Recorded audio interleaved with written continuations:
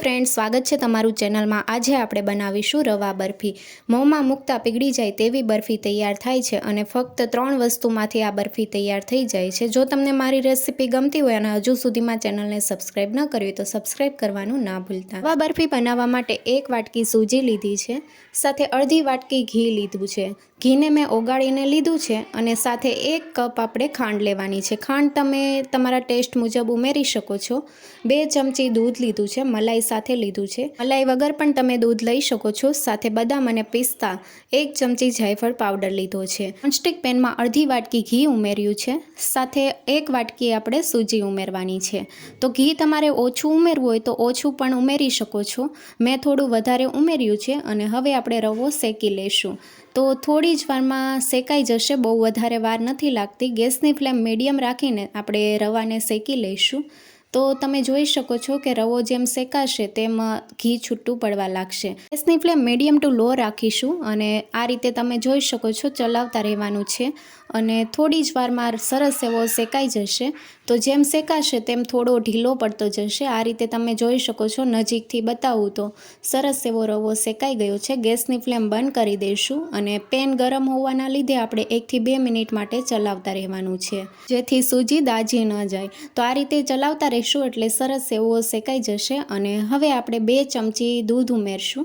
દૂધ મેં મલાઈ સાથે ઉમેર્યું છે, તમે મલાઈ વગરનું પણ દૂધ લઈ શકો છો। સૂજી હલકી ગરમ છે એટલે દૂધ સરસ એવું મિક્સ થઈ જશે અને આ રીતે આપણે ચલાવતા રહીશું। ગેસની ફ્લેમ આ સમયે બંધ રાખવાની છે અને મિક્સ કરી લઈશું। સૂજી હલકી ગરમ હોવી જોઈએ અને આ રીતે મિક્સ કરી લઈશું। સૂજી એકદમ સોફ્ટ થઈ ગઈ છે અને આ રીતે તમે જોઈ શકો છો છૂટી છૂટી પણ થઈ ગઈ છે। આ શેકેલી સૂજીને આપણે એક બાઉલમાં કાઢી લઈશું અને આ રીતે એક પ્લેટને આપણે ઘીથી ગ્રીસ કરી લઈશું, જેથી સૂજી બરફી તૈયાર થાય એટલે તરત આપણે પાથરી દઈશું। હવે પેનમાં આપણે 1 કપ ખાંડ ઉમેરશું, સાથે અડધો કપ પાણી ઉમેરીને મિક્સ કરી લઈશું। તો ગેસની ફ્લેમ મીડિયમ ટુ લો જ રાખવાની છે અને ખાંડ પીગળે ત્યાં સુધી આપણે થવા દઈશું। તો બહુ વધારે વાર નહીં લાગે। આ રીતે તમે જોઈ શકો છો ખાંડ પીગળી ગઈ છે અને હજી આપણે થોડી વાર માટે થવા દઈશું। બરફી જમાવવા માટે આપણે અડધા તારની ચાસણી કરવાની છે, 1 તારની ચાસણી નથી કરવાની। એટલે થોડી વાર આપણે ચલાવી લઈશું અને હવે આપણે ચેક કરી લઈશું। તો આ રીતે તમે જોઈ શકો છો કે આપણે ચેક કરીએ તો તાર થાય છે અને તૂટી જાય છે। તો આ રીતની અડધા તારની આપણે ચાસણી કરવાની છે। ગેસની ફ્લેમ બંધ કરી દઈશું। ચાસણી તૈયાર થઈ ગઈ છે। હવે આપણે જે શેકેલી સૂજી હતી તે ઉમેરશું, સાથે ફ્લેવર માટે જાયફળ પાવડર ઉમેરીને મિક્સ કરી લઈશું। સરખું મિક્સ થઈ જાય બધું એટલે પછી આપણે ગેસ ચાલુ કરશું। તો આ રીતે તમે જોઈ શકો છો કે ગેસની ફ્લેમ બંધ છે અને બધું જ આ રીતે મેં મિક્સ કરી લીધું છે। હવે ગેસની ફ્લેમ ચાલુ કરશું અને પેનની સપાટી છોડવા લાગે ત્યાં સુધી આપણે મિશ્રણને થવા દઈશું। તો અત્યારે તમે જોઈ શકો છો કે મિશ્રણ સાવ પાતળું છે।